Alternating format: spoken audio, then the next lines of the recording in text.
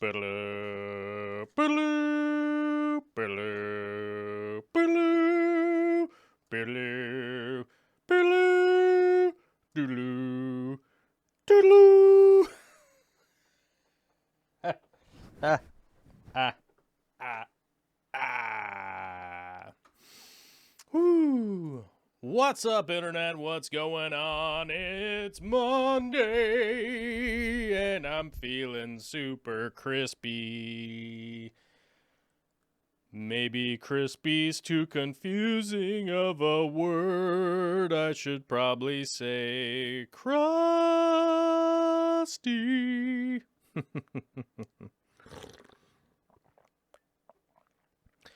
'Cause it's gonna be super crusty. What's up, everybody? How's it going? It's a glorious Monday out here in Western Washington in the United States. The United States of America is brought to you by gravity. Gravity is what holds down this country from flying off into space and murdering us all.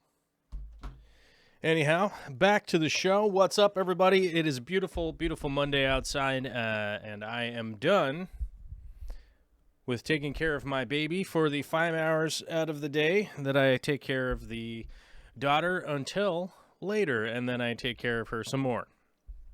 So we are back to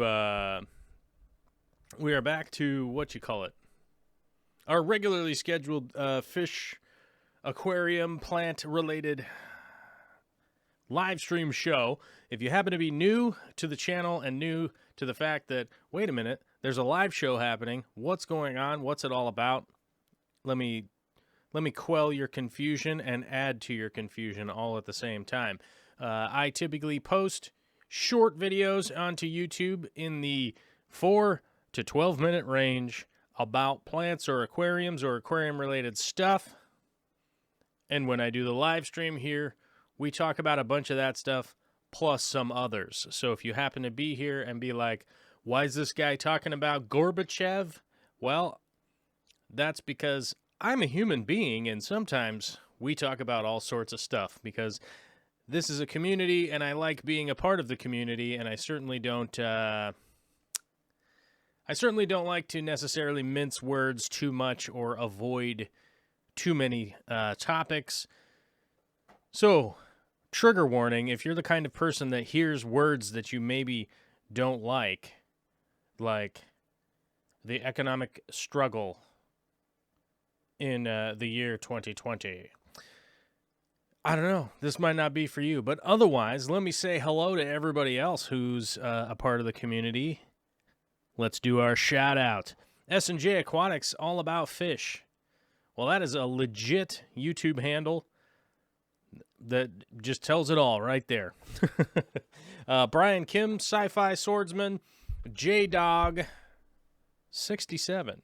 Joel G, one of our moderators extraordinaire all the way from New Zealand, showing up. Janice Lundberg, Sopaloco, Chad Krotz, Guppy Guru, Jake D 663, the Zen Ginger, Alvin Alejo, and I think that's all of the members, and Alyssa Bentley. There's all of our members in the chat and the first three, and let's jump into it. Let's just jump into the chat here real quick because it is Monday. Hey, it's a Monday, so let's keep it fast. Let's keep it loose. Why not? Zen Ginger says, oh my God, Joel, that picture you posted for Father's Day, a real heart melter. Yeah, that's right.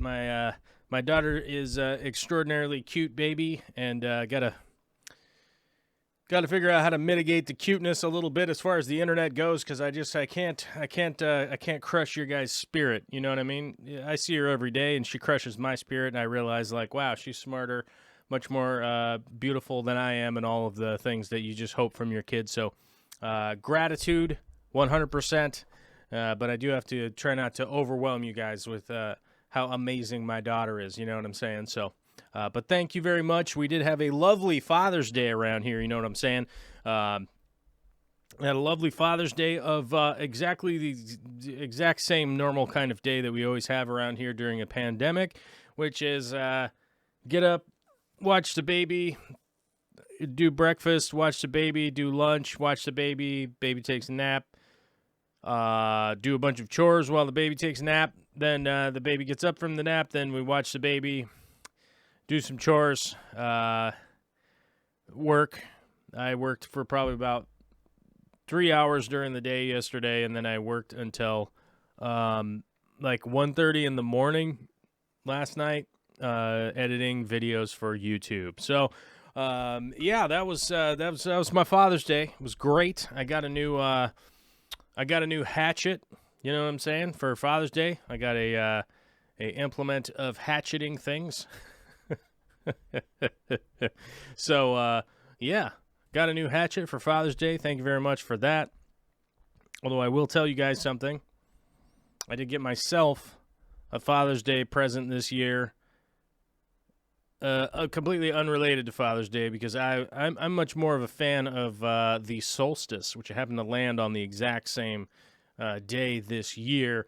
I was kind of celebrating the summer solstice to get ready for just another year of wood fabrication, wood shop, woodworking, blah, blah, blah, that kind of stuff. And I got a new planer. I got a new wood planer, and I still have not set it up, but I did take it out of the box and put it in the shop. That's pretty much all I've been able to do with that so far. So, but I will tell you guys that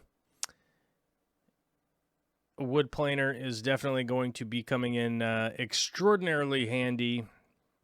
I used a bunch of credits and Amazon gift cards that had been gifted to me. I combined those up and managed to get a new wood planer for $88 altogether. So, to those of you out there that are wondering, like, wait a minute, where did he get money for a wood planer? I got $88 for a wood planer, and the rest was all the gift cards and stuff that people had sent me that I had saved up. Yeah. So I had saved all that stuff up, and I also used some of my Amazon affiliate links, which I guess hashtag this is a plug now of talking about Amazon affiliate links. This channel is an Amazon affiliate, so if you click on Amazon links, it does credit the channel, so be aware of that, blah, blah, blah, blah, blah. FTC regulation says that I have to put that in there, so I did, and the FTC can just go away now, and we can go back to our regular show. Woo! Andy Roberts, hi all, from the UK, first time watching live. Ooh. Well, hey, there's always a first time to watch things live. And that turns out that's today. Well, thanks for coming out, Andy. I appreciate it. Steve Beartyke, who, by the way, I got to meet in person the other day. What's up, my dude? I hope we get to hang out soon. We got to get this pandemic sorted out here pretty soon so we can get back to our fish fun and that kind of stuff. Says, fun fact, Nickelback managed to sell out the Bank of Oklahoma Center completely twice.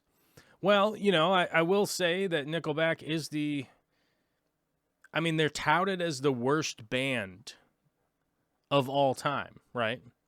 And I think, you know, me being somebody that went to school for music theory, I think I know why that is. Now, a lot of guys that I know that do music production, and by that, I don't mean just the musicians. I mean the guys who actually, you know, run the knobs and do the mix and do all of that kind of stuff.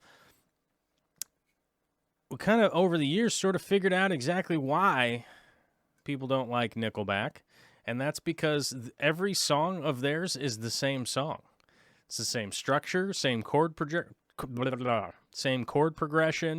The chorus is in the exact same spot. The drum fills are slightly different, but the exact same drum fill.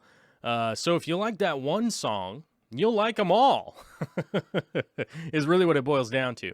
And some like 10 years ago, something like that, if you look up Nickelback 2 songs at the same time, what they did is they took one song that's like a super popular song of theirs, and they put it in the left channel. They took that song, a different song, and put it in the right channel and played them at the exact same time. And you start to like, oh my God, it's the same song with like slightly different lyrics. Yeah. So that's why people don't like Nickelback. I don't think it's just, I don't think it really has anything to do with those guys, like as people. I don't think it really has, though I don't know. I don't think it really has much to do with any of that stuff. It's just that they have one song over and over. And, you know, for them to have even done that is sort of, it's not plagiarism per se, but you stole someone else's idea in the fact that AC/DC already did that. So they're kind of replicating what AC/DC did, which is like you make sort of this one song and then you just make it over and over again. Even though, I mean, I will say AC/DC rips a lot harder than Nickelback does, but they're like pretty much taking those guys' idea of making one song and just making it over and over again. So if you like that one song, you're going to like that band, right? J-Dog 67 becoming a member at the standard level. That is big time, which means we got to go over here and click on the YouTube. Oh, crap. I had it open, but I don't know where it went. We got to click on the YouTube memberships and see where we're at. Okay. So first things first, I didn't do the memberships first. So we'll have to take it down to 95 because that's where it was at when the show began. But CPT Covert became a member just the other day. So I think it was technically 94. Because just last night, CPT Covert became a member. And then today, J-Dog became a member. So let's go like this. We'll go 95. And J-Dog just became a member, so we'll go 96. So we're 4 away from our centennial mark of 100. And, you know, we got over it at one point, and then it just went right back down. Went right back down again. And somebody was asking me the other day, like, what are the benefits of being a member? Well, you know, you get access to our Discord, which is a 24-hour-a-day chat room and stuff with a bunch of different rooms that you'll be able to post stuff in. We can talk about fish tanks and specifics and be able to work our way through stuff. Or like if you have a picture of something and you're like, what is this thing? It's broken. Does anybody know what this part is, for instance? That kind of stuff definitely works out. So that's one of the benefits. And you get to be a part of the posse and you get to be a part of supporting this channel, continuing moving forward, right? We want to do bigger and better projects, and I have yet to be able to realistically find a company that really wants to sponsor any of these projects. We did have a couple of non-fish tank related sponsors for some projects this year, and needless to say that the coronavirus just jumped up and really sent us over the line. And they decided not to do those projects this year, so kind of sucks, but that's what it is.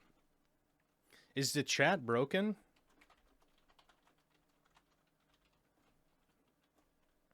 I don't know. My chat seems to be working, but no one else is chatting anymore, and I don't know why. So I guess I'll just scroll back up and figure out some old chat here. And maybe I'm not broadcasting anymore. Sometimes that does happen. That has happened every once in a while. Nope, still broadcasting, so who knows? I guess everybody just got super quiet and was just peaceably listening to my Nickelback rant. Picked up Jim Williamson, picked up my first Fluval 3.0 today. Pretty pumped to get into some harder to grow plants. Any suggestion for red stem plants for a semi-noble? I was thinking Hurrah and Ludwigia, super red. I'm confused by the plants for a semi-noble. I don't know. It's not clicking in my head what that is, but suggestions for red stem plants. Yeah, Rotella Hurrah is awesome. Ludwigia Super Red is a great addition. I think that pretty much anybody could add to their tank. Those two grow fine under the Fluval 3.0, that's for sure. Trying to think of a couple other red plants off the top of my head. I would honestly, if you have availability for those two, I would start with those two. I think that's probably a reasonable spot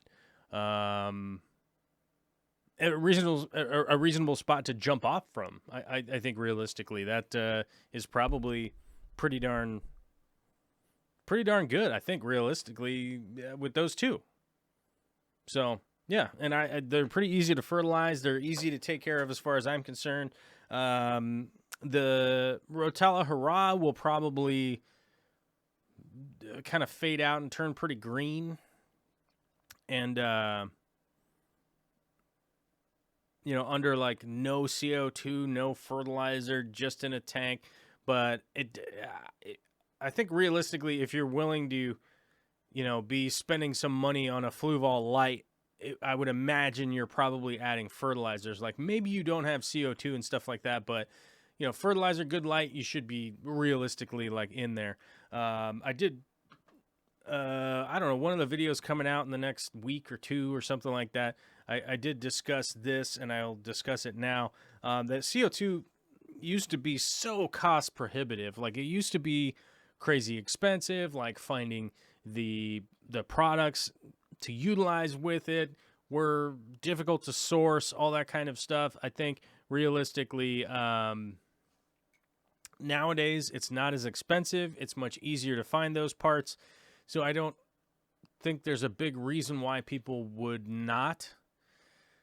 And I did talk about this, I think in the live stream like a week ago, that I think one of the things that I'm trying to share with people is the personal experience that I've had with owning tons and tons of tanks versus owning, between 5 and 8 tanks that I really, really am invested in and take care of. And I've spoken about this a few times, so it's not like the only time I've ever talked about it, but that's something I'm definitely trying to pass on to people, is that like, having 200 little tanks that all kind of look crummy, they're not really taken care of. You don't even know the last time you realistically did water changes on them and stuff like that. It is probably not the route to go for just about everybody. And I think it's honestly more enjoyable if you kind of avoid the collectoritis and kind of just refine down what it is that you're doing and sort of just sharpen your craft. I think sharpening the craft is important in this day and age, because we typically see either the best of the best or the worst of the worst. Realistically, I don't know that we're anyone out there is really seeing the I don't think that many people out there are really seeing what it's like being in the 80th percentile, for instance, right? So we see the disaster tanks all the time, because if there's something that's a disaster, everyone will share it out on Facebook and Instagram and YouTube. A bunch of people will make videos about it, like, oh my God, look at this. This is the worst thing I've ever seen, blah, blah, blah, right? And by the nature of the algorithms that run our day-to-day business on the internet, they're going to promote those. That's just generally what the machines have been programmed to do. There's no real nefarious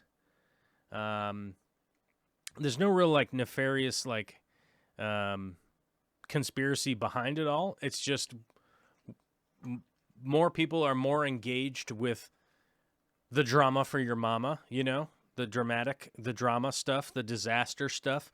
People will stand around and look at a car crash all day, but they're not necessarily going to show up to the food bank next week to help out. You know what I'm saying? So that's kind of one of the things I've been trying to relate to people, the people that I talk to, like the small community that I'm engaged with, is just to kind of get the ball rolling in their head of like, like maybe I have too many projects and I got to dial it down, and maybe I should only be breeding 3 different types of fish instead of 12, right? So it's those kinds of things. You got to weigh what it is in your life that you're up to and stuff like that. But I think that's just sort of I think that's just sort of what I think I'm trying to get across to people at this point, is that if you're in the 50 percentile, it's going to take a bunch of practice and work to get to the 80th percentile. And to get from the 80th percentile up into the 100th, 99th percentile is also going to continue to take a bunch of repetition and work and stuff like that. And Vicky's coming down here. What's she doing? Are you attacking? No, I need toilet paper. Well, you are attacking then. Sounds like it. Yeah. All right. Vicky came down here to get some supplies. She's re-upping supplies, y'all. And I was like, is there an emergency? Is there something going on? You guys can't see that. She's not on camera, and you can't hear her either, but she's real. And she just bumped the camera. Did I? Yeah, it's fine. Life will go on. It's not a big deal. Thanks, babe. Thanks. Have fun up there. Will do. Okay, see you later now. Okay, bye-bye. Anyhow, so maybe that's important. Maybe it's not. Who knows? You know, maybe it is. Who knows? Fish Tank Barn says the bees are back. Yeah, I'm not sure with those bees. She came in on Friday and was talking about how we have some ground nesting bees that were digging around out in this like kind of rockery thing we have out there. And I will say Friday, Saturday, and Sunday. No, Friday and Saturday we had, it was like 85 degrees out and just the thickest, darkest clouds you've ever seen. And like every once in a while it would rain a little bit. And then I think Saturday morning it was just like a torrential downpour for a while and then just black clouds. It was very weird and like 85 degrees out. So it was definitely interesting, weird weather, you know, but needless to say, those bees did not want to come out and let themselves be known. So hopefully today they'll be out and I can go check them out and see if we got to get rid of them or not. But either way, Paula Kreinberg, I'll just say Paula K so I don't butcher your last name, says, I'm dumb. How do I get on Discord? If you become a Patreon, it will automatically give you that reward. It just is linked into Patreon. And right now, I am in the process of linking the YouTube memberships to Discord. That hasn't worked out super well yet. So what you have to do is go to my YouTube channel. If you are a member, you can go click on the community tab. So you have to like look at the tabs on the YouTube page, go over to community, and then scroll down until you find the Discord link. I think last time I linked it was like a month ago or something like that. You have to find it, and then you'll be able to see it if you're a member. If you're not a member, you won't be able to see it. And then it will just send you straight over to Discord. You'll be able to download the app, do all the permissions and all that stuff. Discord isn't that invasive as far as their programming goes, you know, with like tracking and all that kind of crazy stuff. Obviously, it is software that will be downloaded, but, you know, hundreds of millions of people use it, so if it's getting us, it's going to get all of us.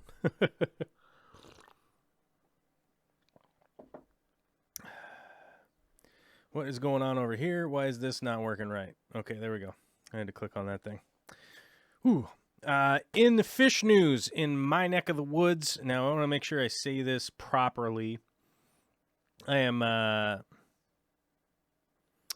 crap. Here we go. I gotta scroll down here a little bit. Oh no, that's the wrong one. I ordered some new plants just a little while ago. That's not it. But I ordered some... Where is that order? Of course, this email has changed. That's not it. Where did it go?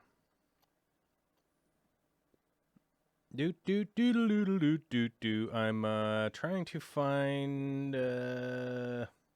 Oh, that's why I'm looking in the wrong email. Let me put the chat over there, and then I'm going to move this over to the other screen so that I can read it. There we go. So we actually do have some new fish headed this way, and I'm actually going the old school route. I'm ordering eggs, believe it or not. I'm ordering some eggs all the way from... I want to make sure that I have the point of origin correct here. And there we go. Why is this like all zoomed in? I'm going to zoom out. We must zoom out. Okay. Where did it go? There. eBay. There we go. So, some North Kuhase Mafia killifish. And, you know, I'm going to be honest with you guys. It has been a while since I ordered killifish eggs, but I'm pretty excited for it. Yeah, I don't know when they're going to get here, but I was kind of freaked out that they were going to get here and I might not have been around for some reason. And, but the good thing is they're killifish eggs, so you don't even need to be around. They can sit in the mailbox for a little while, and I'm going to be all right. So I really wanted to get the link for the actual picture of them, but I don't know where I seem to have put it. I seem to have put it somewhere that is interestingly dumb. Let me see if I can't find a link here real quick. Let's go like this. Let's see if we can't get a species profile. It's the Nothobranchius Corthause. So some really cool killifish. Obviously, I'm going to track them, and they're coming all the way out of Thailand is where they're coming from. There we go. I was trying to figure out where it was coming from. I thought they were coming from Myanmar, but no, they were coming from Bangkok. And obviously, I'm going to track them on YouTube. You guys will be able to check out a bunch of short videos and stuff like that of those as they come in, as I hatch them, as I get them developed, and as they grow up. Obviously, I'm going to let you guys know that. And I think one of the big reasons that I decided to do this experiment was it was cost effective, super cheap. I basically ordered 100 eggs. Or whatever. I think maybe 200 eggs. I think it's like 200 killi eggs. It was like $17. And I'm just going to hatch a couple batches of them. And hopefully it all works out. And we'll see how it goes. It should be fun. A fun little project considering I'm around here. And it seems that most stores aren't going to be having fish for a long time. I do know that Aquarium Co-op has fish and that kind of stuff, but yeah, you know, it is kind of going to be what it is. In the meantime, I'm not going to be like buying any fish from anybody because pandemic stuff. So I thought this would kind of be a cool like middle ground that might have something to do for, you know, kind of a summer project, I think. Darren DeRue says, what would be the best nano fish for a 9-gallon Fluval Flex? Happy belated Father's Day. I mean, the best fish for a 9-gallon is the Fluval Flex 9 gallons? Is it that much? Oh, no, the double one is like 15 gallons. The double wide. So, yeah, I guess that does make sense. The best nano fish for that is, you know, probably just like chili rasboras, emerald rasboras. I always am a fan of all of the little rasboras for a nano tank and stuff like that. And my main reason is that I found those to be the most interesting and the most resilient in those small tanks. You know, I used to have tons and tons of small tanks. Obviously a beta fish, if you can get a really cool beta fish, will likely be entertaining and a good fit. But I've noticed that a lot of people are unable to get really good betas. I just have noticed that. I just have noticed from people posting their beta fish that it's like, yeah, I mean, not to mess with the personality or somebody's relationship with that fish. It's kind of like, yeah, that's not really that quality of a fish that I am really like blown away by. So I think just a little school is a better way to go, and then Rasboras are going to be kind of the best for that.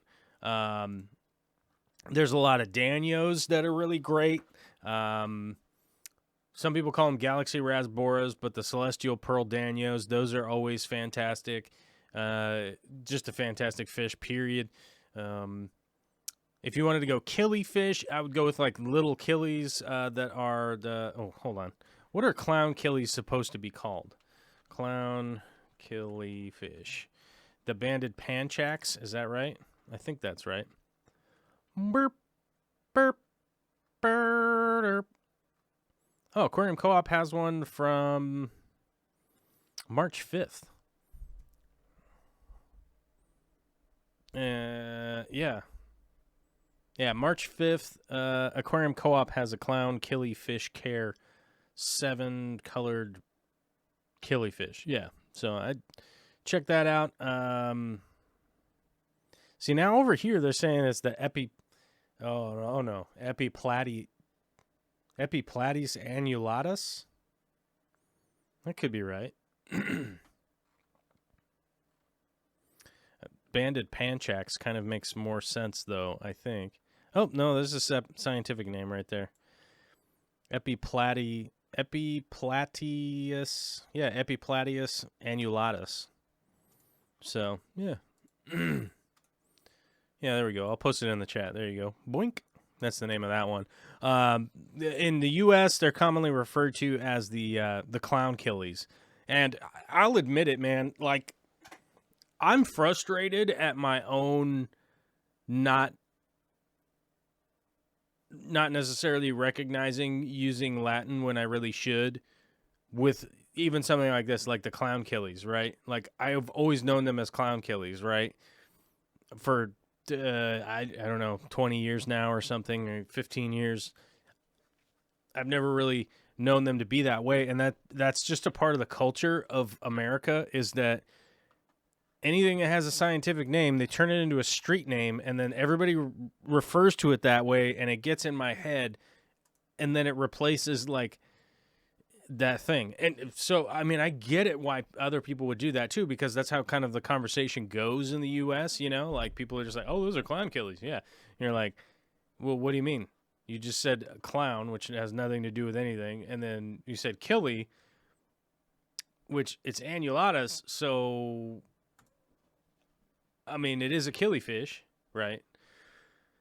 And it is annual, which means it's going to scatter its eggs and then skip and jump away. But the more to the point, it gets super frustrating to me being in the U.S. and being from the U.S. and having to deal with that and then trying to get that out of my head. And I haven't been that good at it. I haven't been that good about it. I really haven't. I should be better at it, but I haven't been that great about getting it out of my head. And that's unfortunate, but it's where I was raised. So, you have no choice in that. You have no choice in like where you were going to be born and where you end up working out. But we do have a choice in trying to use our little noodle brains and not end up having a smooth brain. You know what I'm saying? UAD Mick says, Barbados in the house. I'm glad I caught this. Oh, right on. What's up, man? How's it going? James Shepard, Dwarf Puffered Fish. Try to read some comments here that are a thing. I mean, I appreciate people shouting out and saying what's up. Like, I really do. Like Rose Aquatics. What's up, bro? How you doing? Any good fish for a 29-gallon tall planted tanks?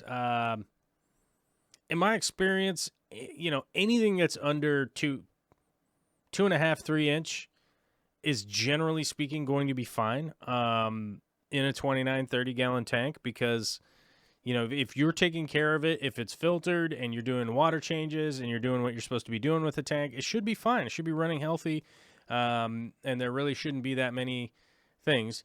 What we'd really need to take into consideration is like, what's your pH? What's your tap water like that you're going to be doing your water changes with, so that we can try and accommodate that as fish keepers so that we have better success with what we're trying to do. Because regardless of what your water is, there's probably something in the hobby that you're interested in that you could keep with what you already have. And when I say what you already have, I mean like what comes out of your tap. Do you have well water? Do you pretty consistently have the same well water, or does it change throughout the year? Do you live in Oklahoma and have crazy hard water? Like, let's go a hard water route then, so you're not battling it all the time. Or are you like me and you have super soft water? Like, I have super soft water around here. So I do even myself have to buffer my tanks a little bit because of, I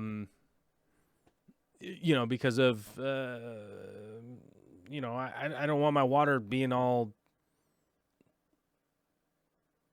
like unstable. I'm trying to help keep my water stabilized, so I even buffer my water a little bit.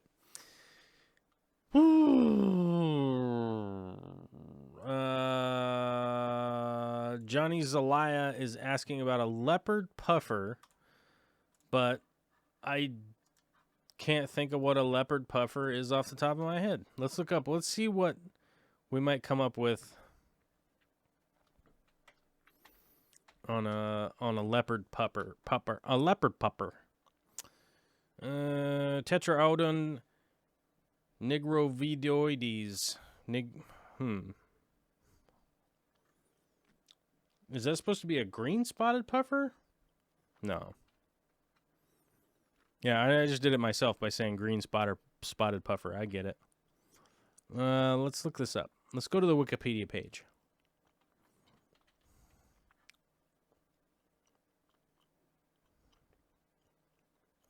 I guess that's probably Nigro viridis. I don't know this one. But yeah, it's the green spotted puffer. And you know what? Here's what it is right here, is that the exact same thing rears its ugly head one more time. It's the GSP, right? So this right there turns into this in America. The GSP. So the Dicomo, or no, what is that? Dicotomycteria. I don't even know how to say that one. I really don't. I really don't know that one. But yeah, always referenced as the green spotted puffer in the U.S. In the U.S., everyone calls these the green spotted puffer and then types them out as the GSP. And then GSP gets confused with green spot algae.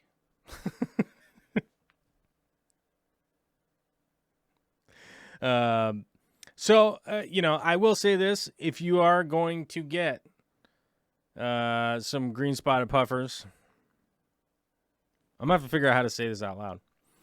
I will tell you this: they eat generally live food. We didn't have any problems feeding them like scallops and stuff like that. They generally would eat them.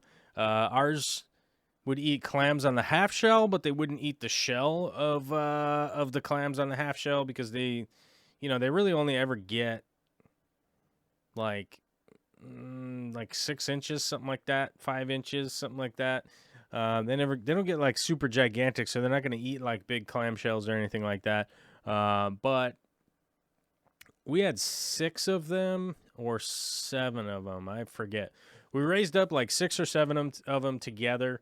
We had those in just a 40-gallon breeder. It was nothing too gigantic. They were doing pretty fine, and eventually moved up to a 90-gallon tank, and they really wouldn't have needed. They realistically wouldn't have needed another tank upgrade from there.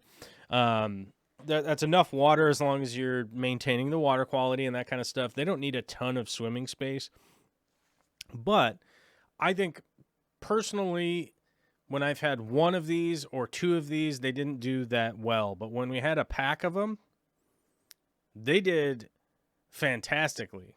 They did fantastically well. I will tell you that we did eventually move those up from brackish up into full salt, just light full salt. I think we were at 0.0019 or 18, something like that, which is basically like just salt water. You know, it's not like reef water, but it was a real easy transition for them to go to 0.023. So it wasn't really that big of a deal, but the owner was no longer able to like continually feed them all the time and do all the maintenance and stuff.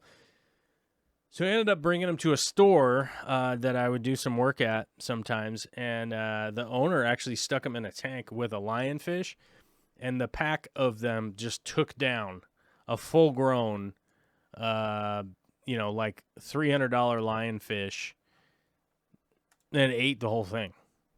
There was just little bits and pieces of that fish left, which a lionfish hypothetically could sting and eat them, but that's not the case in the real Thunderdome. When it became, two men enter and one man leaves, Tina Turner's up there, belting it out, letting them know. And it turns out that the green spot puffers were not injured at all, and the lionfish was completely consumed.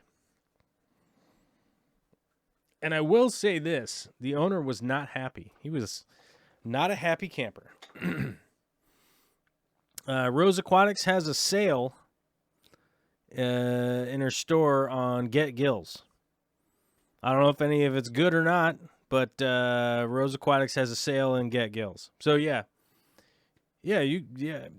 can announce it. I announced it. Rose Aquatics has a sale going on. I have no idea if anything is good or bad.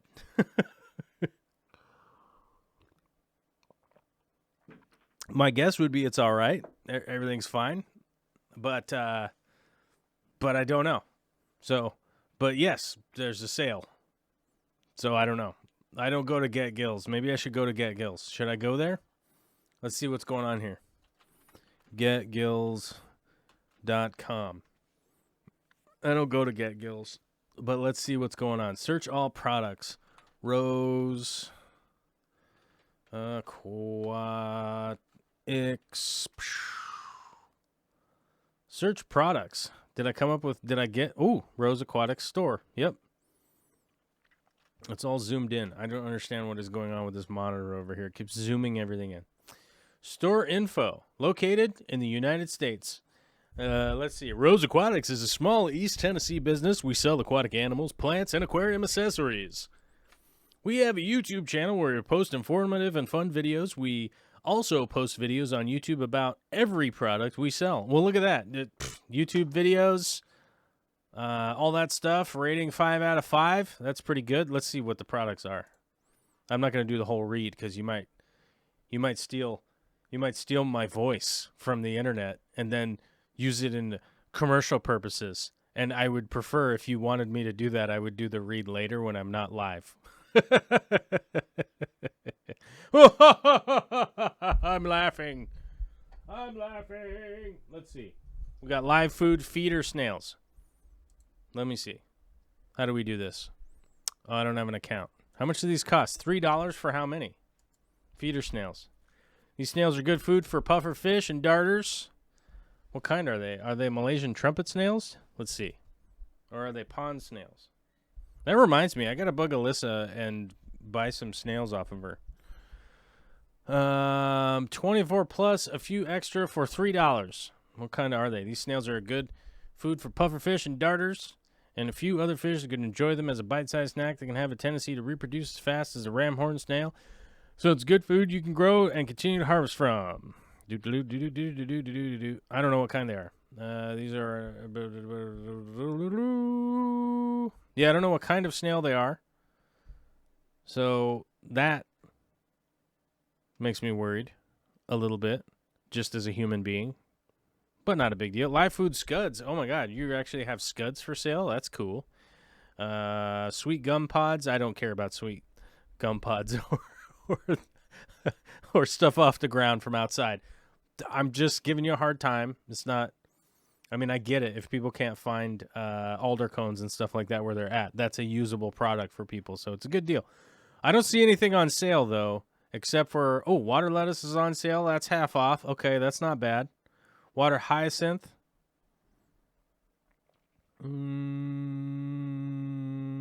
That's on sale. Pothos on sale. Ooh, you could actually order pothos and get it mailed to your house. Look at that. Ooh, the Lobelia cardinalis. That is on sale.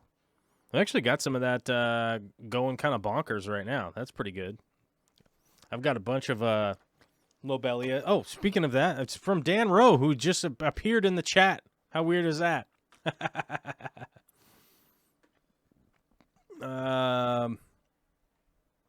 Ooh, and painted fire shrimp, some Neocaridina. That's cool. We all like painted fire shrimp around here. Oh my God, you have peacock moss for sale? People are going to buy that. Peacock moss for sale, Java moss for sale. By the way, if people want to start your own business or something,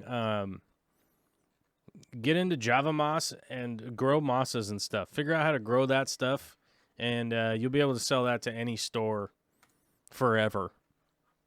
That would be the one thing that that would be the thing that I would remind people.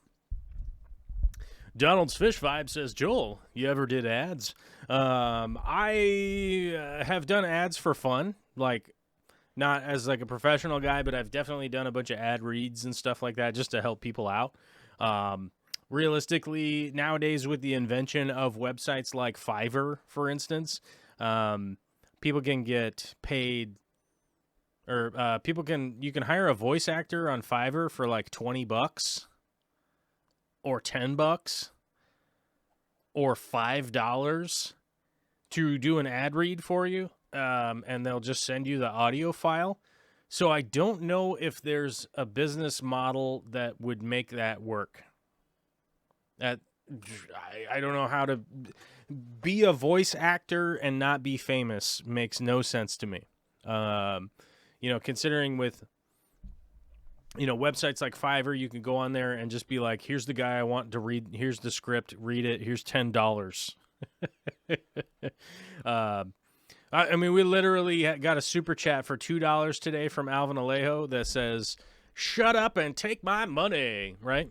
And that literally, he could have paid somebody $2. Well, $2 is shy of that $5 mark, but you really could hire somebody who lives overseas somewhere on a beach that occasionally, comes inside and checks their Fiverr account, reads a couple of things, and then pays to live in Bali or something.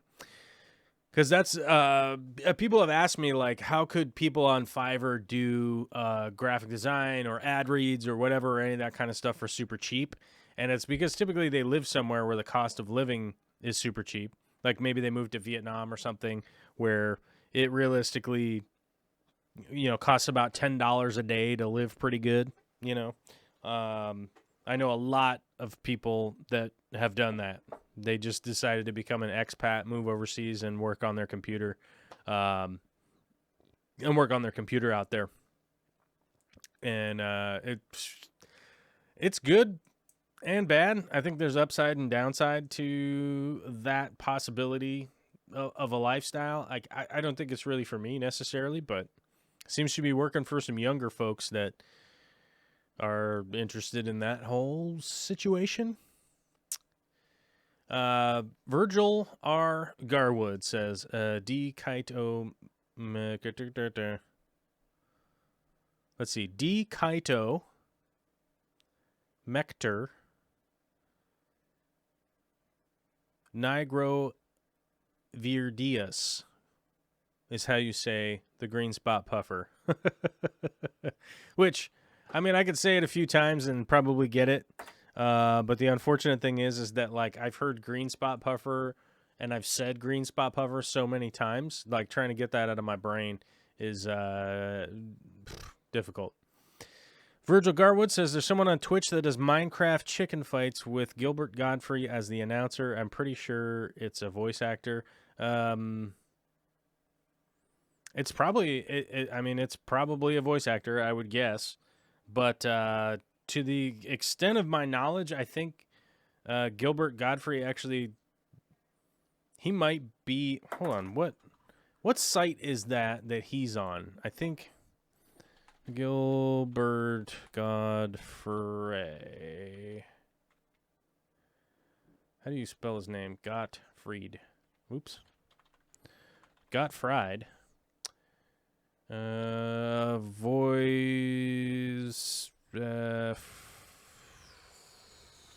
Or I don't know. Let's look that up and we'll see what we get. He is a voice actor. He was born in 1955. I expect him to be older than that.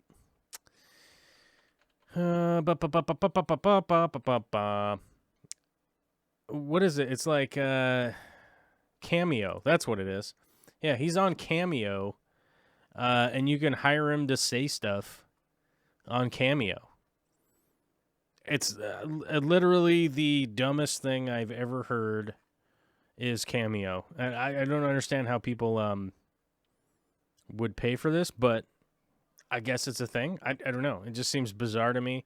So for $150, apparently, you can get Gilbert Gottfried to read a bunch of stuff for you. So my guess would be if somebody is doing something, maybe they just had him say a bunch of things. They just hired him. Maybe they just hired him and made him read a bunch of stuff, and then they probably just have a MIDI controller that has the voice drops, and they just throw them in as whatever's going on. I don't know.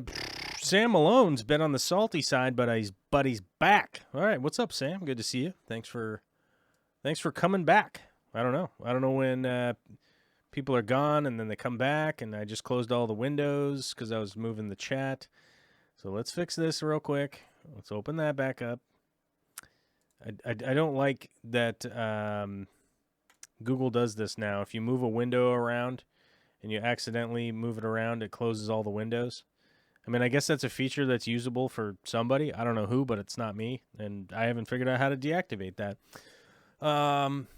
Let's see. A lot of online poker players moved to Costa Rica when the U.S. banned it. Yeah, I know that. I know a couple of people that did that, but they were also up on racketeering charges and stuff. So that's more running from the law than anything else, right? Don's Fish Vibes.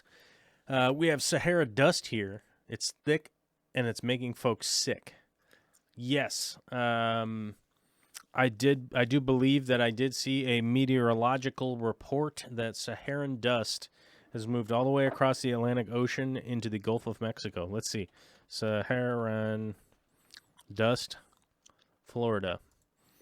Which I will say this, with the coronavirus pandemic going on, hopefully this doesn't accidentally just play a video. That would be annoying. Yeah, it's literally blowing all the way across the ocean. And I will say, with the coronavirus pandemic that is happening and the outbreak that is going on in the South and the rest of the U.S., we're spiking cases like crazy. That's not good. That's not good to have upper respiratory irritation and a upper respiratory virus that's going around. That cannot be. That can't be a good situation. I don't think that can be a good omen. I don't think that's going to work out well. I am personally a little bit stressed out because of the, all of the social distancing, the quarantining, everything that we did was basically ignored by a percentage of our population, and it has been I don't want to say a wasted effort. That's not right. That's not the right thing to say. It feels like a lot of the effort has been wasted at this point, and I'm really kind of worried about just how many people are getting infected at this point. I saw California's getting like 4,000 cases a day. Florida's getting like 3,000 cases a day or something like that. So I don't know. I'm not a doctor. So we'll see how it goes. I'm not optimistic at this point, though. I would say that. I would say from the reports and things that are going on, I'm not optimistic about us moving forward. It doesn't look good. And I personally have been affected by the virus at this point. Not me physically, but I do have a family member that is in the ICU now from a part of the U.S. that just decided that it wasn't a big deal. And guess what? They have a giant caseload. The hospitals are all full, and people are getting sick left and right. So, I don't know. James Shepard says it's on the rise again in England. Yep. I think that's where we're at, and then considering that there'll be a second wave, I don't know. I don't know what to do at this point, but we've been 1 hour live, and we got totally distracted off of fish stuff, but there's Johan. What's up, my guy? Good to see Johan, man. I haven't seen you in a long time. Oh, Johan, my boy. I want to go back to the Netherlands really bad, but I don't know when that's going to be able to happen. JDog67 says, I'm in Florida. I got tested. I have the antibodies. Well, that's kind of weird. Like, the antibody test hasn't been released here in Washington. I do know that there are some antibody tests that have not been approved, mainly because of them not working properly. But I do believe this week or next week, our health insurance company, our healthcare company here, is going to be releasing an antibody test. I've been tested to see if I had it or not, and I have not had it when I got tested. So I don't know.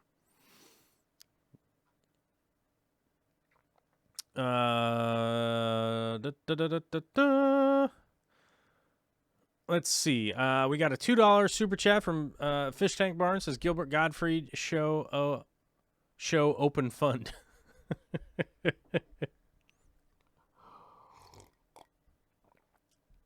I don't know, man. I guess if it costs $150 to get Gilbert Gottfried to read something, that's going to be a lot.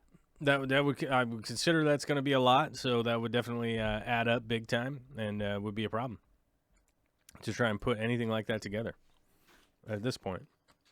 Oh, Vicky's back. While on air? No, I don't want a pickled egg while trying to talk into a microphone. I love you. I love you too. That's just weird. I'm pickled eggs today. Yeah, well, now's not the time. Vicky decided to open the door and ask me if I wanted to have a pickled egg while live streaming, I guess. I don't know. All right. So it seems like we got about, 75 people here right now? We got about 75 people here right now, so I do have to tell you all some news. You guys got to know some news. I am not going to be doing a show on this Friday, the 26th, or Monday, the 29th. I'm going to be taking some time off from doing the live shows. I'm going to take a week off, basically. Just as a heads up, I want you guys to know, I'm not leaving you or nothing. I'm leaving town.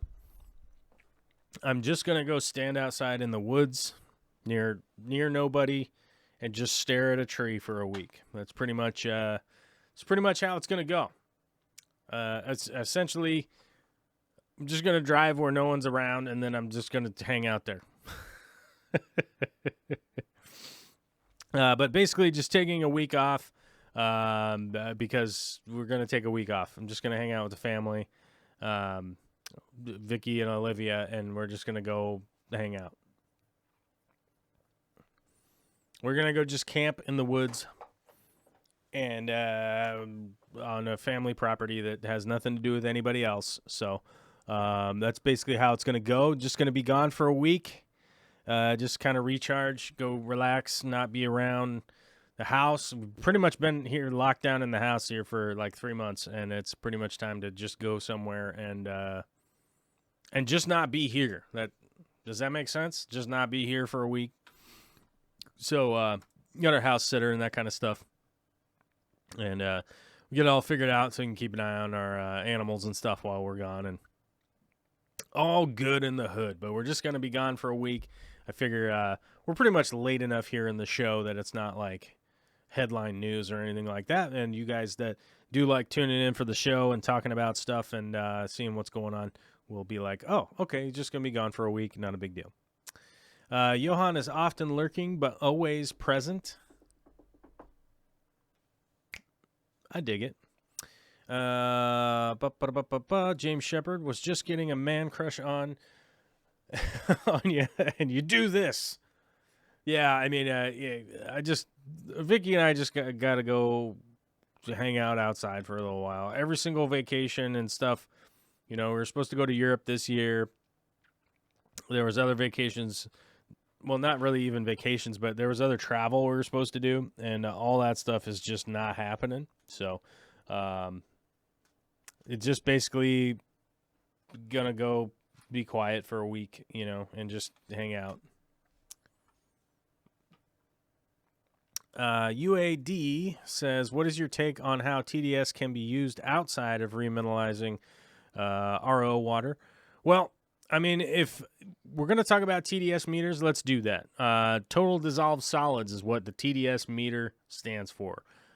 There are 2 electrodes on a TDS meter that are going to measure the electroconductivity of water. Now, I know that most people think that water is like really conductive in the fact that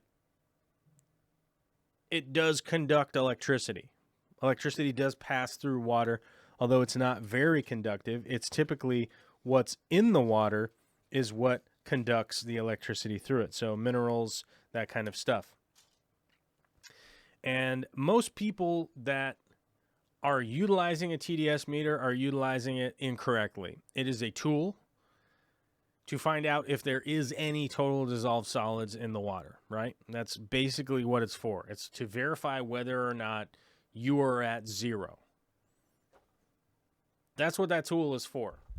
Then you can add stuff to the water and find out where it lands, right? So let's say you remineralize the water with a known substance up to 80 on your TDS meter, and that's how you always do it, and that's the water that you put into your aquarium. You've done it correctly. You started out with 0. You added a known substance to the water to bring the TDS up higher by measuring the conductivity of the water between the 2 electric probes in the TDS meter to find out the resistance, right, between those 2 probes to find out how conductive the water is.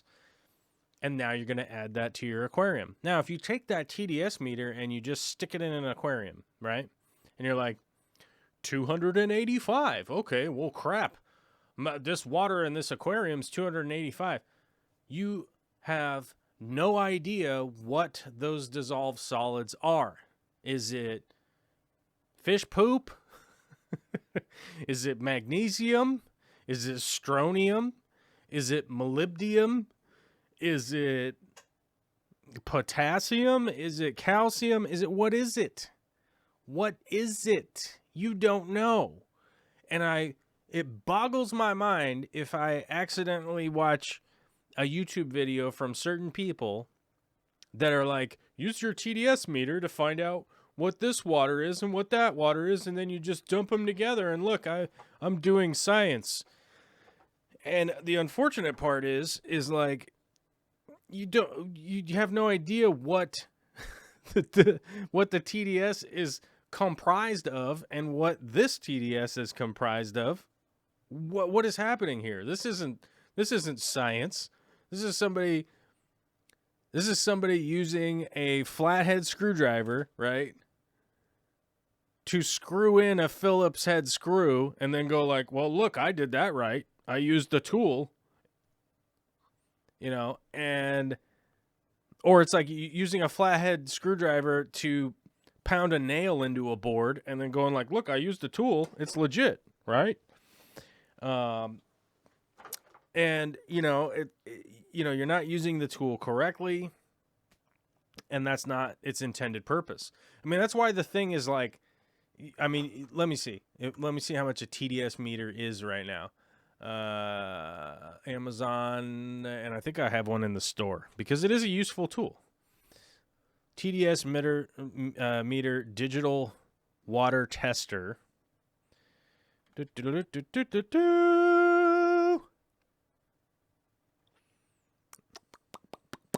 So this one is $14. Okay. So let's get the text, get the link, because I might as well like let you guys take a look at what it is I'm talking about if you don't know. And let me put one in here. So there's a link to one. The damn thing is, oh, hold on, we got 5% off coupon when you click the button on Amazon. Anyhow, let me go back to my dashboard so I can kind of know what's going on here. Oh, looks like we lost a lot of subscribers today. That little I went over to the other screen and the arrow says we're going down, buddy, which is probably possible because I've been making a bunch of changes on the YouTube channel and just getting rid of a bunch of old videos. So back to the TDS meter. The reason these things only cost like $14 is because all they're doing is measuring the conductivity, right? And I think they have like a thermometer in there and some other, I think, some of them have other little gadgets and gizmos built into them. But it literally, all it's testing is the conductivity from this probe to this probe to find out what the resistance is from the water. Now,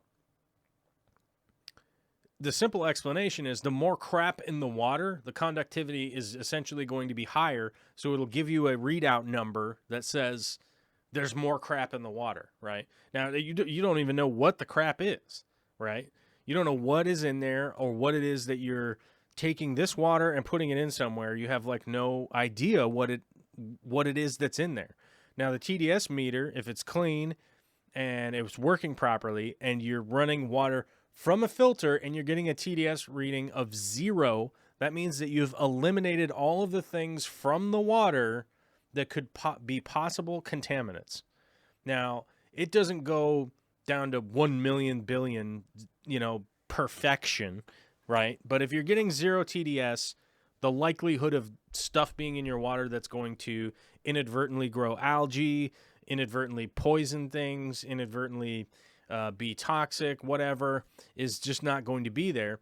So if in the freshwater side, you normally see this with like shrimp keepers, because shrimp keepers want a certain amount of salt. They want a certain amount of mineral. You want a certain amount of types of minerals, like everything you want additive wise into the water. So you're basically going to strip the water away and then rebuild it the way that you want it to be. So the GH and KH can come up to a certain level and be exactly where you want it. The pH to be legit, 0 chloramines, 0 chlorine, 0 iron, 0 copper, blah, blah, blah, blah, blah. Long list. But you want to strip the water and then rebuild it so that when you do add it to the tank, it is legitimately the baseline of where those shrimp want to be. Now, there's probably, when you do the water change, if you do like 50%, yeah, there's probably still some ammonia and there's still some nitrite and nitrate and that kind of stuff.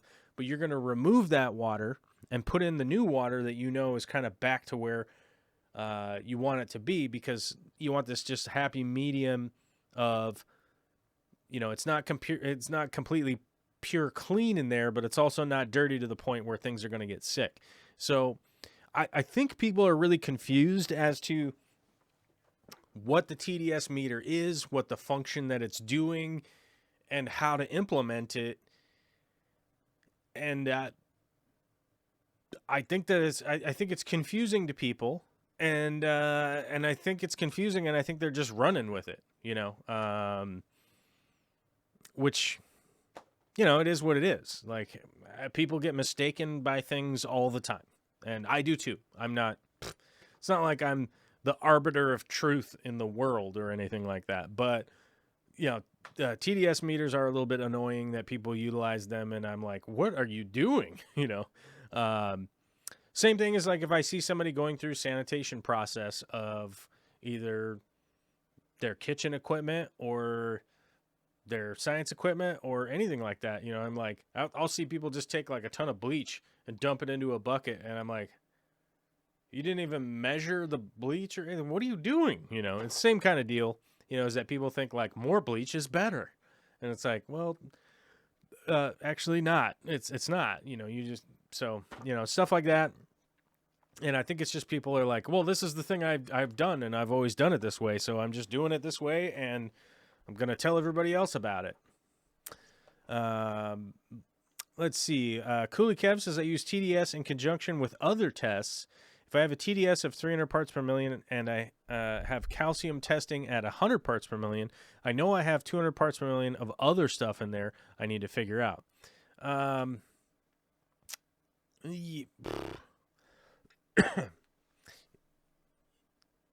Well, I want to say like yes and no. I want to say yes and no. By the standard of like, well, you could get a refractometer and put the water in a refractometer and find out that the specific gravity is 0.0002. And so you'd be like, well, I got to figure out like what this other 2 part is. Whereas you could go, let's just stay with fresh water for right now. But let's say you do GH, KH, you test for both of those. You test your ammonia, you test your nitrite, you test your nitrate, you test what else? I mean, if you test like those 5 things, you would have a really good idea of what was going on in your tank with the water quality, which is essentially what you want to be testing for anyhow, right? So you'd want to be looking for waste, finding out what's going on in there. Chlorines,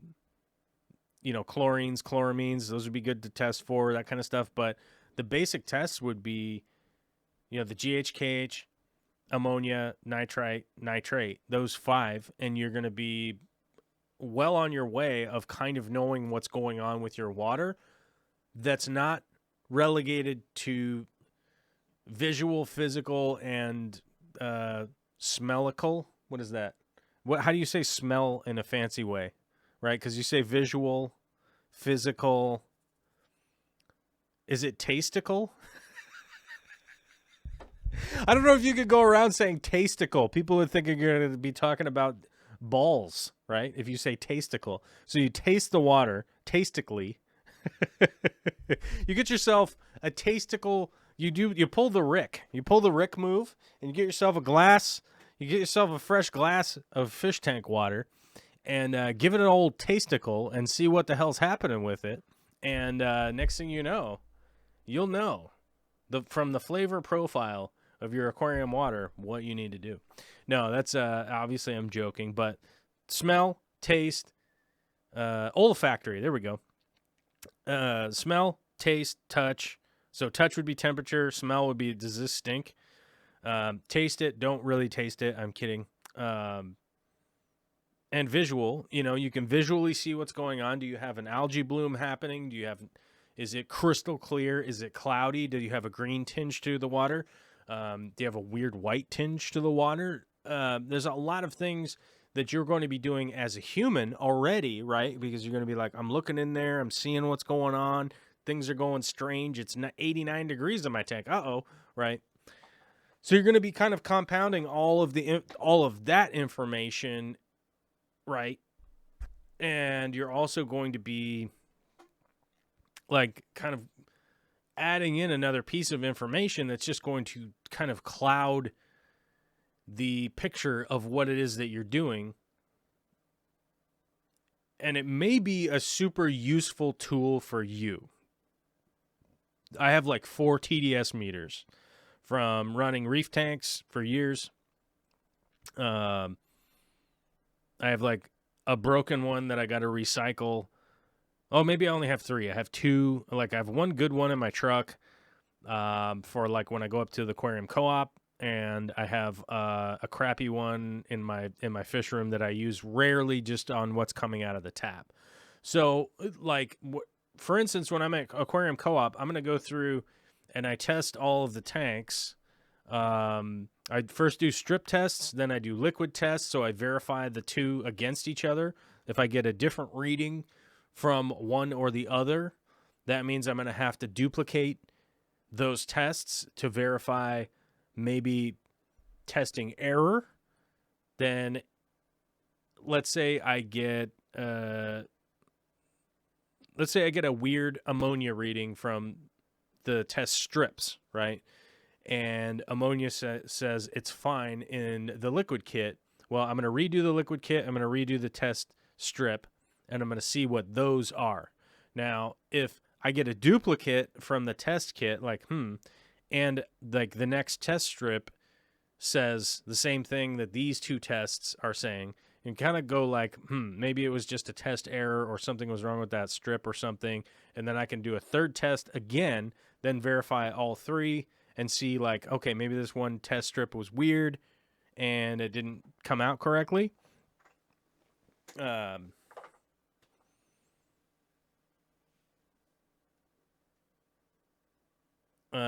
To do it correctly. But then, what's the word? What was I talking about? I read somebody's chat and then I was like, well, but I'll get to it. I'll get to the chat in just a second here. But I'll verify those tests to make sure the accuracy of them. Then I'll go from there.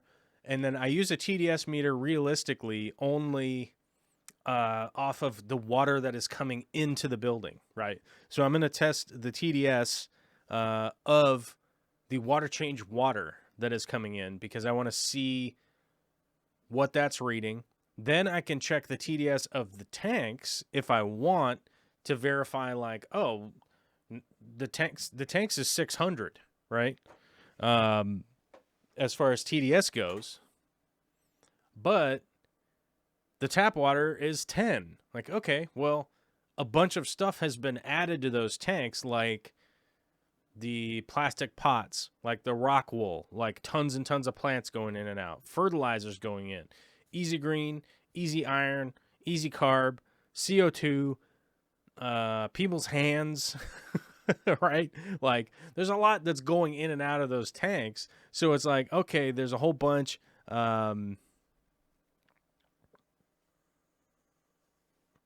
like there's a whole bunch of, what's the word? There's a whole bunch of things going in and out of that tank. So that's the only reason I really use it. And that's really the only time. I don't know. I'm losing my train of thought on the stupid TDS meters. I'm sorry. I'm not against TDS meters. Feel free to use them. I just want you guys to use them correctly. Just like any other tool, implement it correctly and keep going. Donald's Fish Vibe says, Joel, my growth of subscribers have frozen since YouTube no longer allows people to access your account from the chat room. I heard they did it to prevent robots. That I do not know. I have no idea.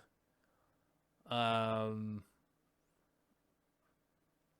have like no idea what. Hold on a second. I'm gonna close the chat. I want to reopen the chat. Let me get my pop-out chat. I'm gonna see what it is that. What is it saying? Can you? Oh, you can't go to the person's channel from chat anymore. Huh. So I guess you can't click on somebody's. I guess you can't click on somebody's name and then go to their channel. Well, I mean, realistically, if I was to give some advice on how to grow your channel, if you wanted to do a YouTube channel, would be, hold on, let me back out of this and put it over here so I can go. This just keeps zooming in on this monitor over here for whatever reason. I don't know why. Let's go a little bit bigger than that.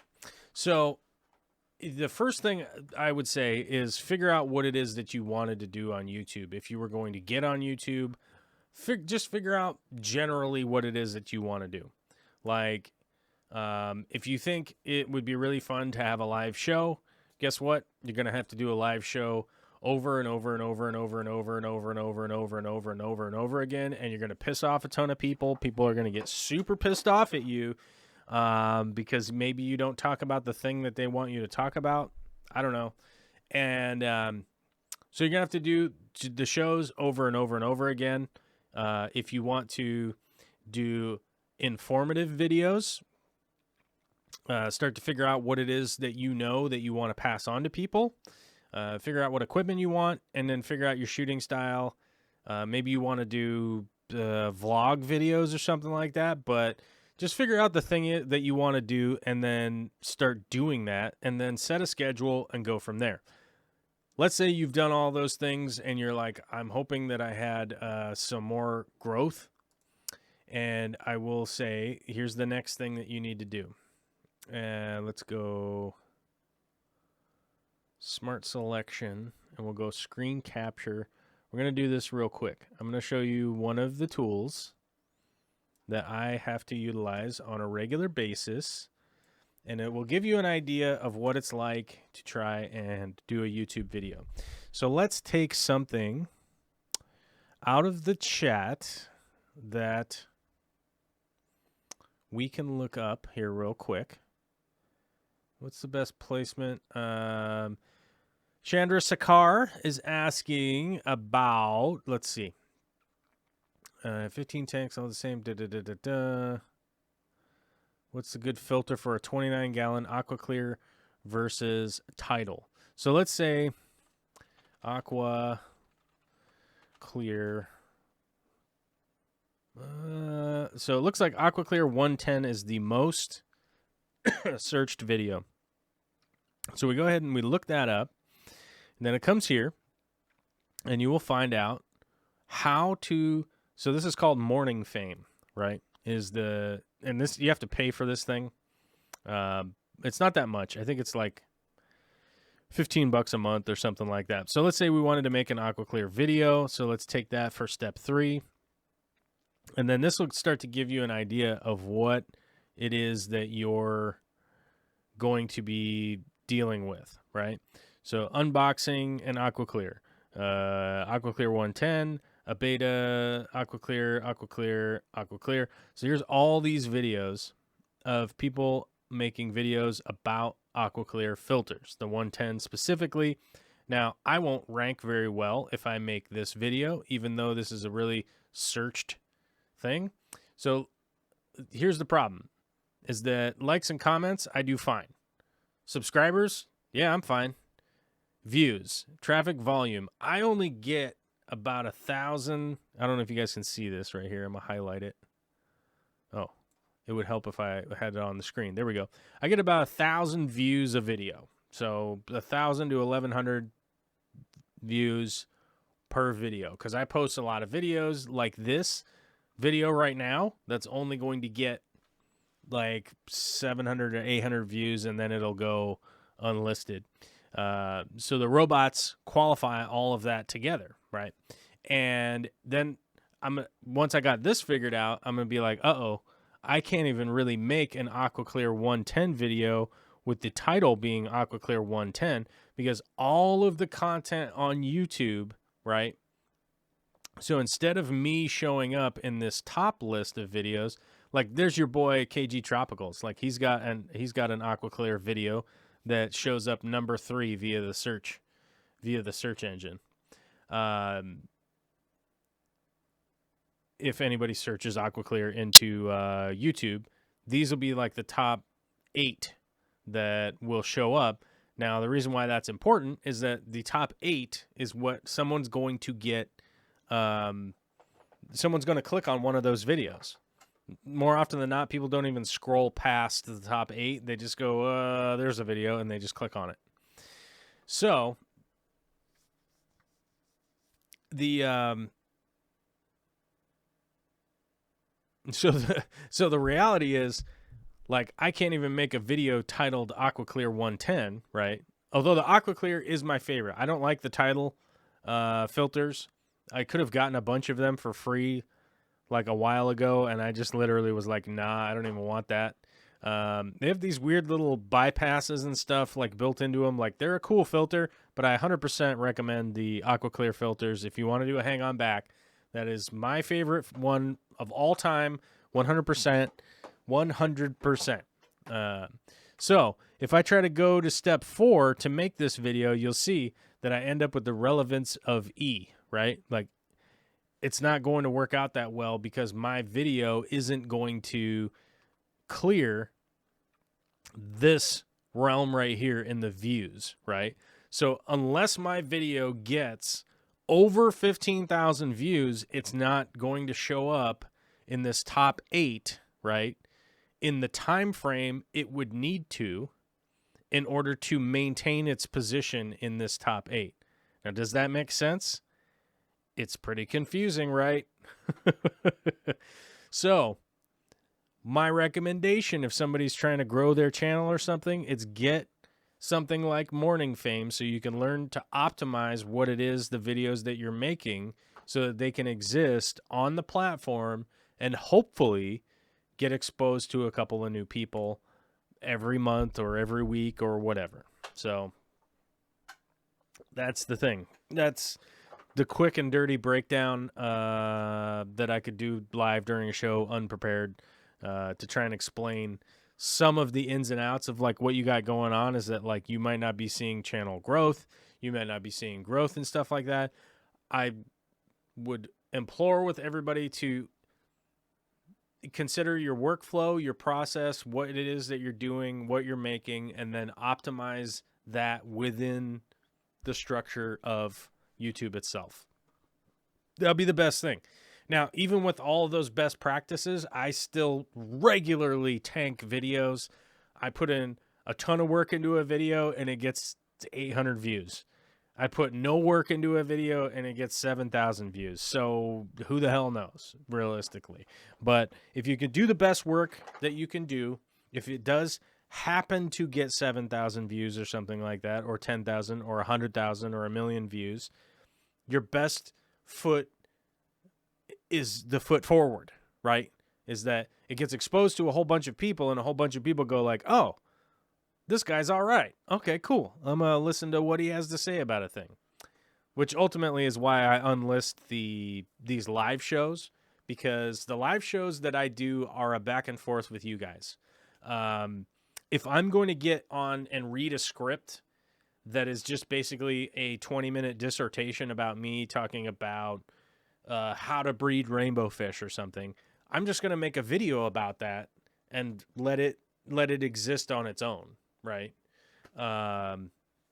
So as I had to make the decision a while ago of like, look, I'm having a back and forth with people, and if people don't like that, if people don't like how this show is basically a back and forth of catching things that scroll by in the chat, and I can talk about them and maybe, you know, espouse some of my experience and we can have a back and forth, then, you know, that's ultimately the goal. That's the goal that I have, is to be able to have some kind of conversation with the people that do follow my YouTube channel, because a lot of the people that follow my YouTube channel are really like not into that, but there's a big percentage of people that are into that. So, you know, you kind of just have to pick and choose like where you're going to be at and like what it is that you're going to do. And that's kind of what I'm doing.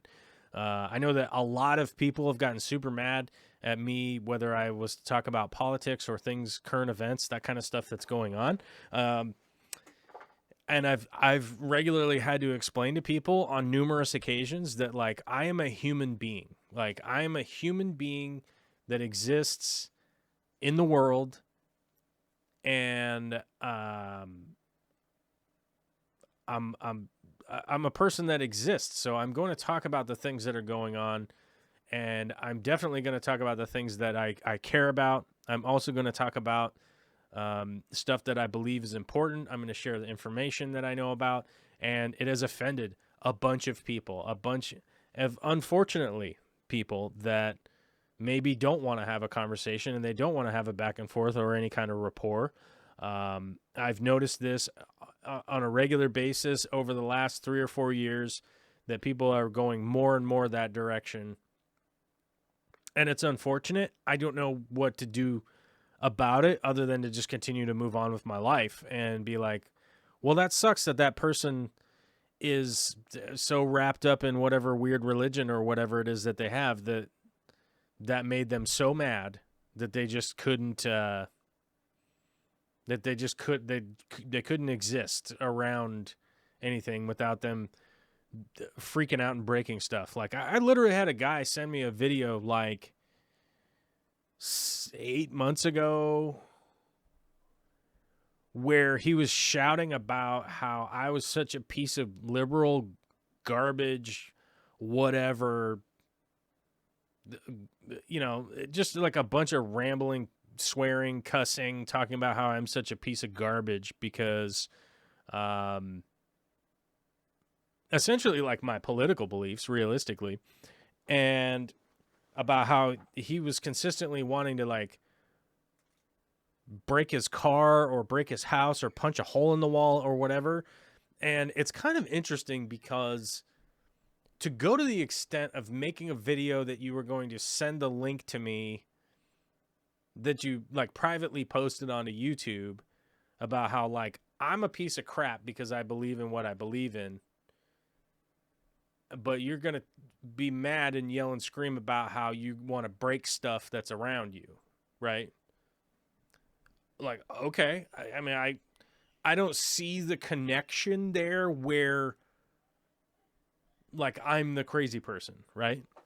So I don't know. Donald's Fish Vibe says, what? And you looked at it. I will inspect any kind of link that gets sent to me. And if it's a verified like YouTube link or whatever, like, yeah, I'll go look at it and see what's up. But I certainly don't click through just like random links and stuff like that.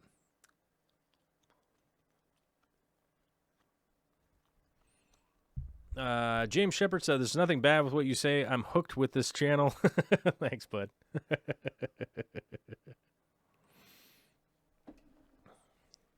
Uh-oh.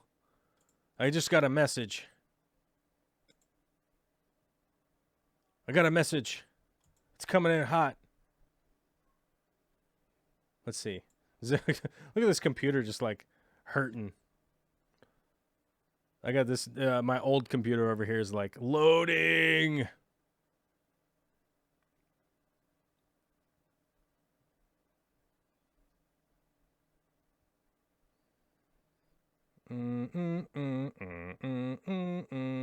Oh, Dan sent me a cool message.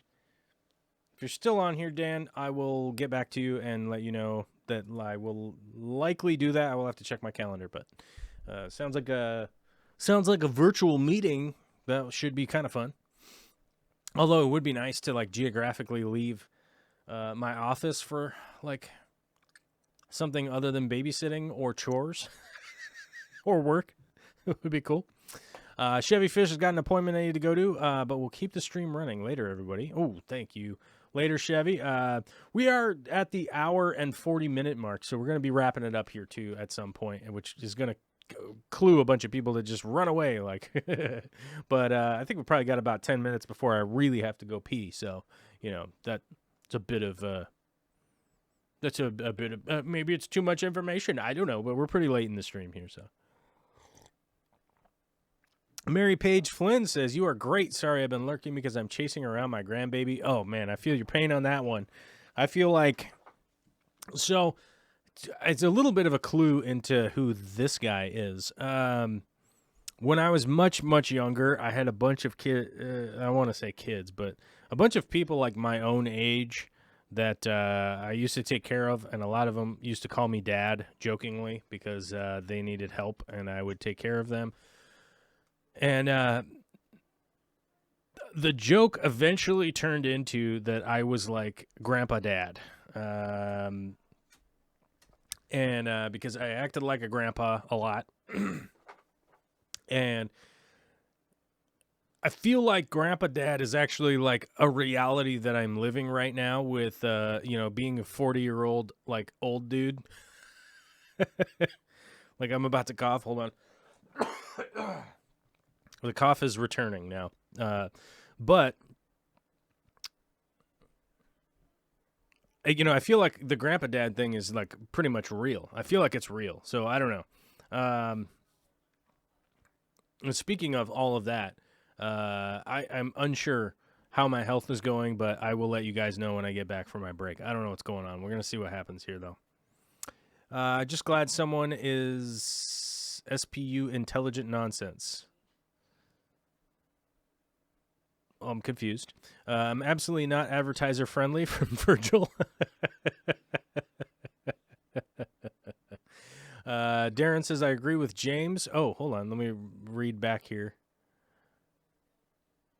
Darren says, I agree. Oh, that okay. So, yeah, I remember saying what James said. Too many feelings these days. Can't we all come together, just talk fish and plants? No hate.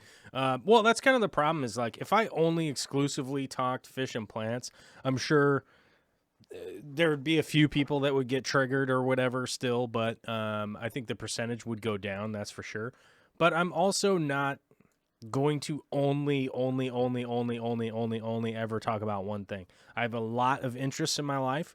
I have a lot of things that I'm interested in, and it's very weird to me for anybody to get hyper focused on only ever caring about one thing. I think that that's pretty weird. Like, I love fish tanks because not only do I love plants, ecosystems, fish, shrimp, wood, rocks, the fact that they require a bunch of electrical work for the filters to run, for the pumps to run, for the heaters to run, for the lights to run, that stuff interests me. The woodworking of building the stand, the art part of scaping everything together. There's a whole bunch of stuff that goes into this hobby that I am interested in. Filming the damn hobby is its own interest in its own right that I'm interested in, right?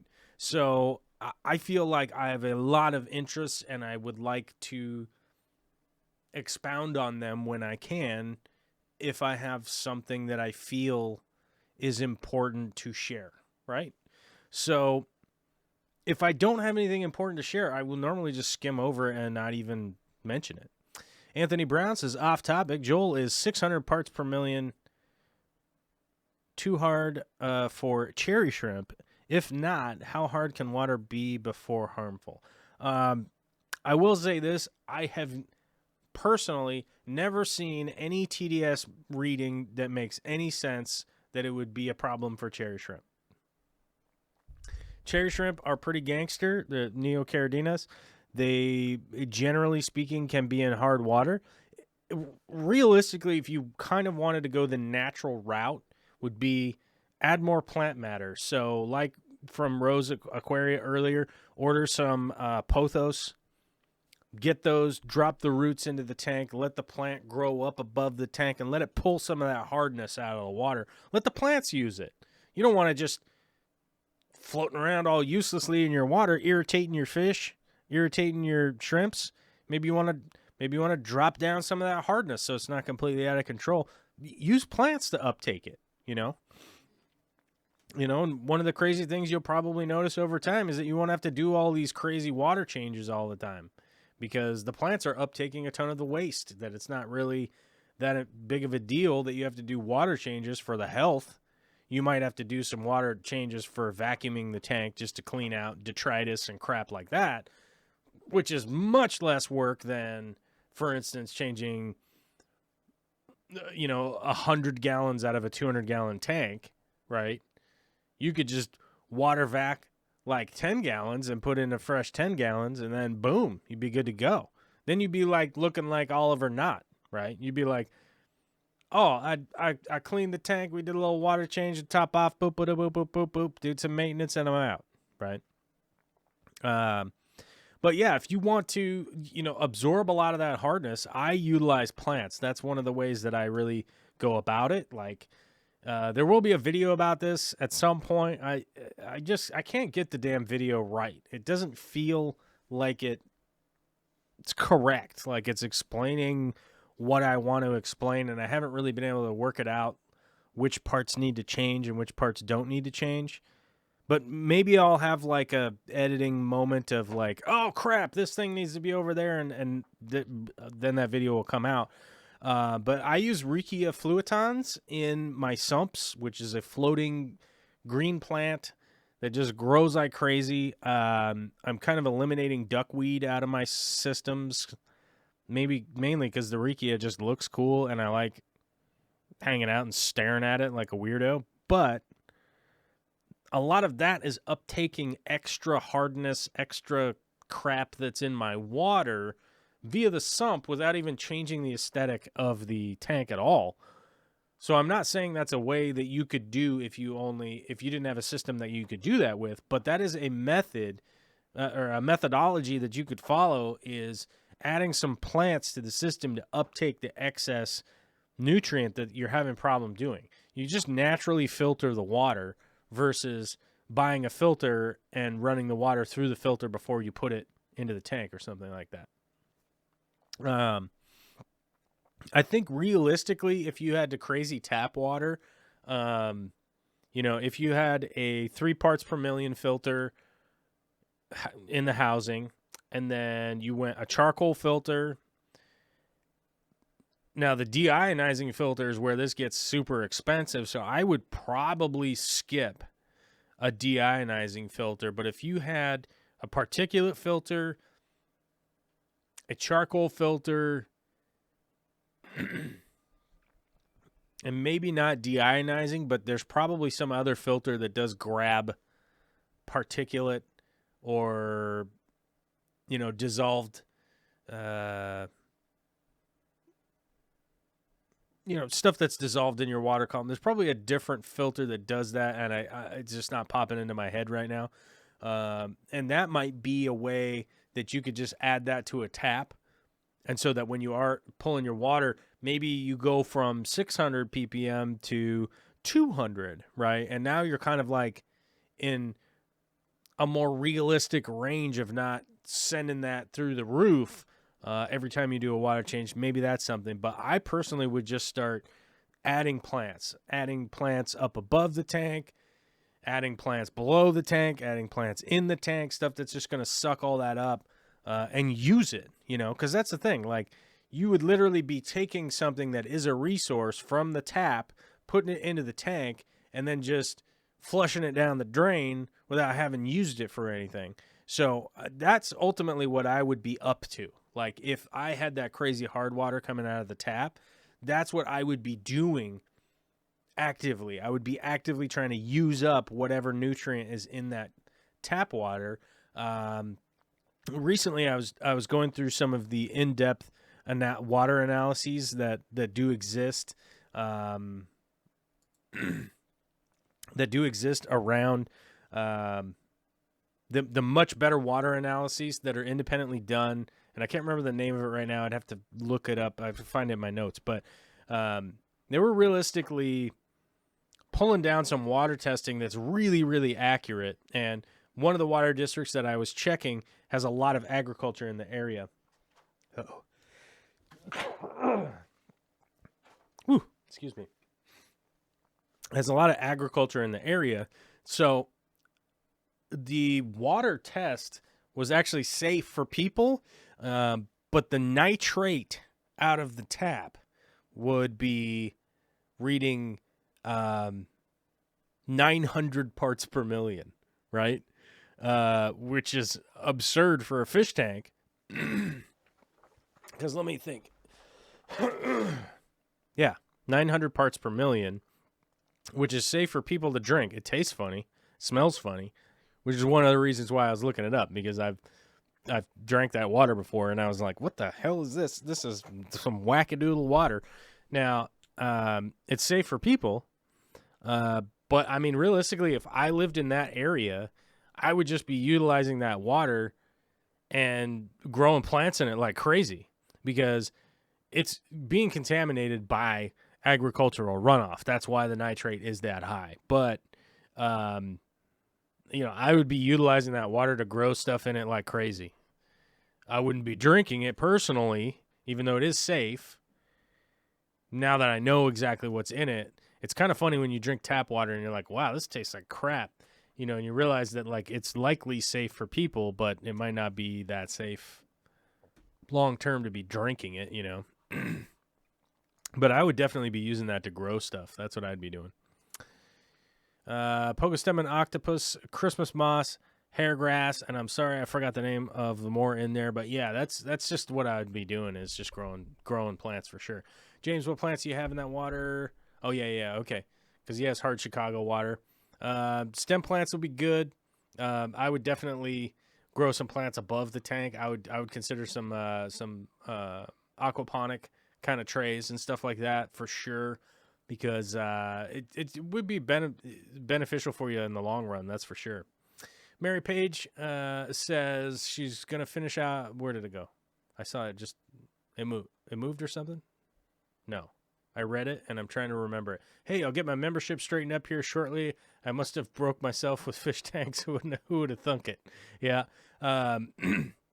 Hey, we got some new members, and we had some members drop off. I don't know. That's one of the weird things. Like if somebody leaves Patreon, there actually is a there's an exit survey, so people will literally people can literally like say why they left if they want to. They can actually type that in. And there's also some like easy answers that people can click on. Like we lost a ton of people because of coronavirus, and it's just like this super long list of people that are like, my financial situation changed, my financial situation changed, my financial situation changed, my financial situation changed, my financial situation changed. I'm sorry, my financial situation changed. Nothing against you, just my financial situation changed. You know, even somebody is like, coronavirus has killed my job, so I do not have the extra income to continue. So it's stuff like that, you know. It's like money is tight. I'll be back when I can, you know?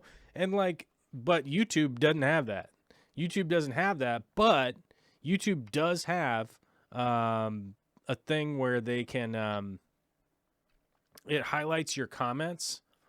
So like if I go to my YouTube my main control panel here or whatever, it does a thing where it filters out and says it does recent comments by the members instead of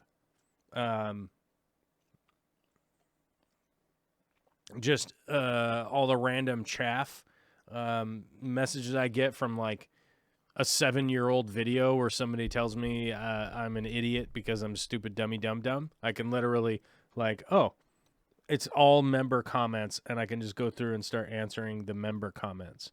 That's something that's really interesting, and I intend on following through on just answering member questions to some degree. To some degree. It's not only that. That's not only the thing that I'm going to be doing, but that's going to be like kind of a part of it. Like when I do have time, those are the stuff that I'm going to be answering first. I don't even know if I can I approve this? I don't know. Whatever. Either way. So like here's a perfect example. Like somebody posted a comment on a video that's like, nice channel, have a look at our channel and subscribe if you like it. It's like, what is that? Like I just had to spend time reading that. Like I don't know what this channel's about. I don't know what's going on.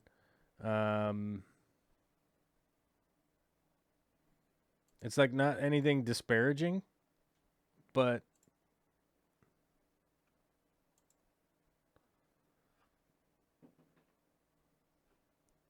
like they literally stopped by just to tell me to come look at their videos. You know what I mean? I don't know. It's weird. Yeah. Sometimes I ball below rock wool. Let's see. How do I keep stem plants? How do I keep stem plants to stay when planting? Plant them into the substrate with the tongs.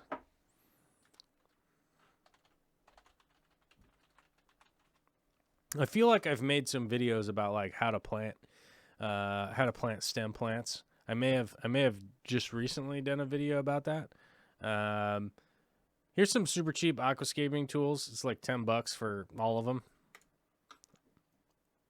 And yeah, so if you want to get those, be aware I'm gonna make a commission of like 12 cents or something. So if you think I'm gonna get baller rich from sharing Amazon links with you,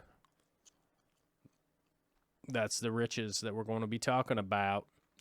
Yeah, see, look at that. We went down by 12 subscribers already today. Ooh. Lots of people probably tuned in for the show, and they were like, I'm not subscribing to this idiot. I can check the analytics later, and it'll let me know how many people unsubscribed from having done this live stream. All right. Well, we don't have any super chats. No new member. Oh, what do we got? Stream health, viewer activity. There it is. It's for some reason it's not showing up in the thing, but we had 2 super chats today, if I can remember. One was Alvin Alejo, and the other was the Fish Tank Barn. I can't remember what they were. And we do have a new member today who doesn't exist now on my thing. I don't know why. I don't know why it's not showing up, but who was the new member today? Let's see if I can't remember. Shoot. I'm going to forget. I've already forgot. My apologies, but it's not about forgetting. It's just like trying to remember during the show, I guess. It's not working. But thank you very much. Oh, no. I know where I can do it. I can push the button over here. Memberships. JDog67 became a member today, and CPT Covert became a member. So thanks to the members and that whatnot. I'm going to be getting out of here because I got to go and finish more work. I got more work to do. And so we're going to get it done. But I hope everybody has fun. I'm going to be back